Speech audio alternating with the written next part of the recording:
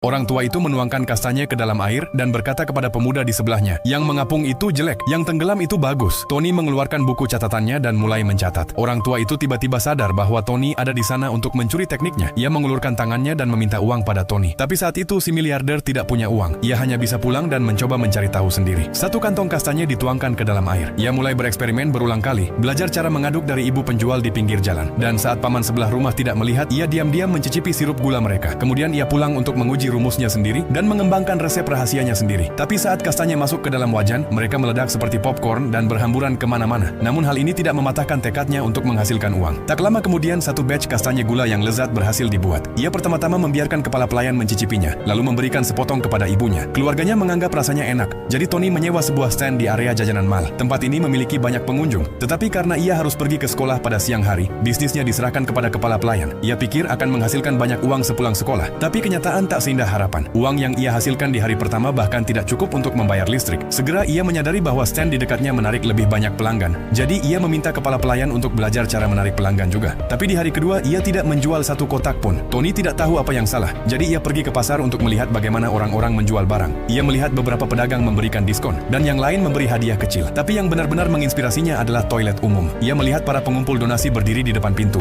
Begitu seseorang keluar, mereka akan dimintai sumbangan. Karena setiap orang yang keluar dari toilet sudah melepaskan rasa lelahnya, sehingga lebih mungkin untuk berdonasi di pasar yang ramai. Tony segera kembali ke mal dan membayar mahal untuk memindahkan standnya ke pintu keluar tempat parkir. Setiap orang yang keluar akan membeli kastanya untuk dibawa pulang dan dicoba bersama keluarga mereka. Benar saja, keesokan harinya antrean di stand semakin panjang. Tepat saat usahanya mulai berkembang, ia menerima pemberitahuan dari pihak mal yang memintanya keluar karena asap tebal dari mesin pemanggang kastanya telah menghitamkan langit-langit. Awalnya, Tony mencoba menutupi kesalahan itu dengan mengecat langit-langit, tetapi cat yang mengelupas justru menciprati produknya. Akhirnya, ia diusir dari mal. Saat ia berkemas untuk pulang, ibunya memberitahu bahwa perusahaan ayahnya telah bangkrut. Mereka berencana pindah ke rumah kerabat dalam beberapa hari ke depan. Namun saat Tony sedang mengurus paspornya, tiba-tiba ia berubah pikiran karena ia ingin tetap tinggal dan melanjutkan perjuangannya.